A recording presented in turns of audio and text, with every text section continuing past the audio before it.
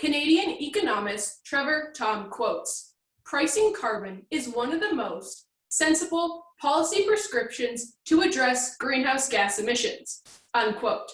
Based on this statement, the newly implemented tax seems to be beneficial for Alberta.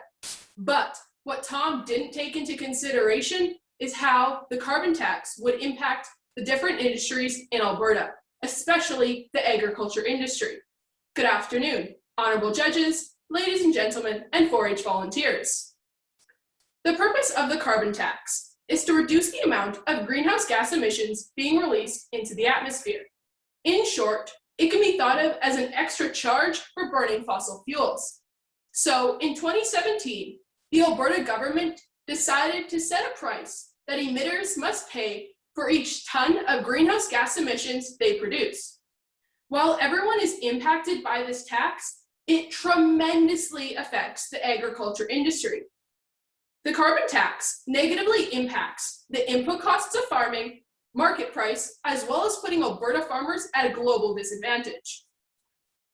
First off, the carbon tax increases expenses for farmers and lowers their overall profit. The Western Financial Group, a diversified insurance organization, agrees that the largest impact for Alberta's hardworking farmers has been decreasing profit margins. They also note that agriculture is already a low-margin industry and that farmers' input costs are dramatically increasing due to the tax. The increased expenses affect farmers' input costs of farming, such as heating buildings, drying grain, harvesting products, and buying essential farm inputs. One essential farm input is fertilizer. Ask any farmer, and they would agree that fertilizer is necessary for a healthy, prosperous crop.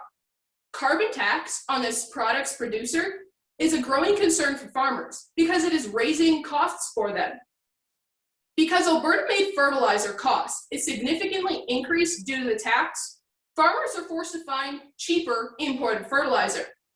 However, buying this imported fertilizer does not reduce the farmer's carbon footprint, and more importantly, the farmers are not able to support the province's economy due to the extra cost. They must turn to imported sources instead.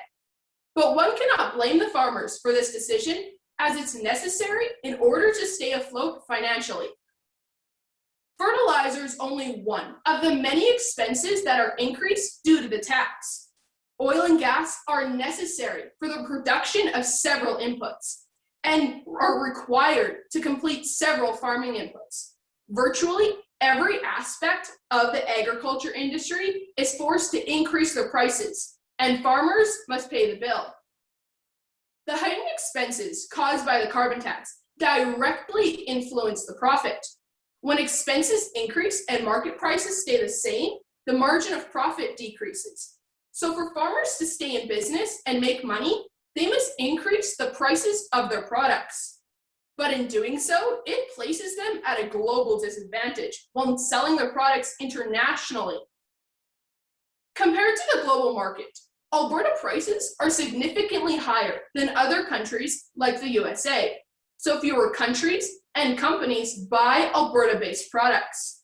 This causes a dilemma, because if Alberta farmers lower their prices to stay competitive globally, their already low profit margin is decreased, which may lead to bankruptcy. However, if they keep their prices high, they lose consumers and money due to fewer sales. Once again, the hardworking farmer is the one to pay the price for the financial domino effect caused by the carbon tax. Although there's an overwhelmingly negative outlook on the carbon tax, there are positive aspects of the tax as well. Environment Minister of Canada, Jonathan Wilkinson quotes, "Carbon pricing is an important step forward in the fight against climate change," unquote. The long-term and damaging effects of climate change are inevitable, and the money from the carbon tax is being used to reduce greenhouse gas emissions. Of the $2.5 billion collected since 2017, half of the money has gone towards the economy, and the other half has been reinvested into Alberta's population. With that money, companies can create more fuel-efficient farm equipment and create alternative energy sources for farming operations. In conclusion, the carbon tax was originally implemented to reduce carbon emissions to combat climate change.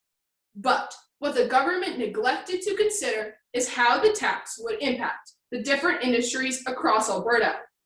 For the agriculture industry, the impacts are overwhelmingly negative, including raised expenses and input costs, impacted market prices, and a disadvantage globally.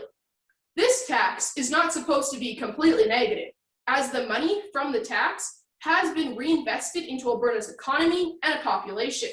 So, do you believe that the carbon tax currently has an astronomical and unfavorable impact on the agriculture industry in Alberta?